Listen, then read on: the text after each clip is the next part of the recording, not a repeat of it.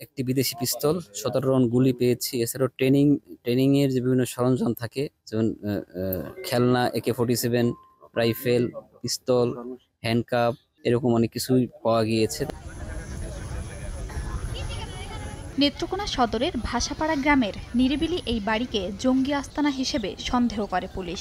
এরপর বেশ কিছুদিন থেকেই বাড়িটিকে রাখা হয় নজরদারিতে।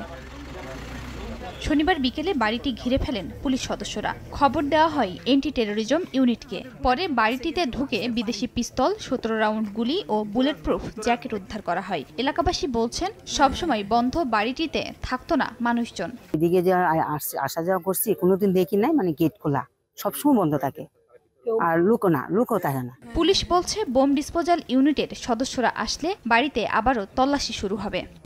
নগদে 500 টাকা বা তার বেশি পেমেন্টে পেতে পারেন ঢাকায় জমিসহ 20 কোটি টাকার পুরস্কার। প্রাথমিকভাবে আমরা একটি বিদেশি পিস্তল, 17 রাউন্ড গুলি পেয়েছি। এছাড়াও ট্রেনিং এর যে বিভিন্ন সরঞ্জাম থাকে, যেমন খেলনা, AK-47, রাইফেল, পিস্তল, হ্যান্ডকাপ, ব্যায়ামের সামগ্রী, দেখলাম যেটা বুলেট প্রুফ একটা রুম করার জন্য যা যা লাগে সেই ধরনের জিনিসপত্র, এরকম অনেক কিছুই পাওয়া গিয়েছে। তা আমরা, যেহেতু বোম থাকার সম্ভাবনা আছে, এই জন্য আমরা এটাকে ঘিরে রেখেছি। আমরা যে পুলিশের স্পেশালিস্ট টিম আছে, এন্টি টেরোরিজম ইউনিট, তাদেরকে খবর দিয়েছি। বোম ডিসপোজাল ইউনিট আছে, তারাও আসতেছে। সবাই মিলে আমরা ফাইনাল অভিযান পরিচালনা করব। বাড়িটির মালিক ডুয়েটের সাবেক অধ্যাপক মোহাম্মদ আব্দুল মান্নান। সময় সংবাদ, নেত্রকোনা।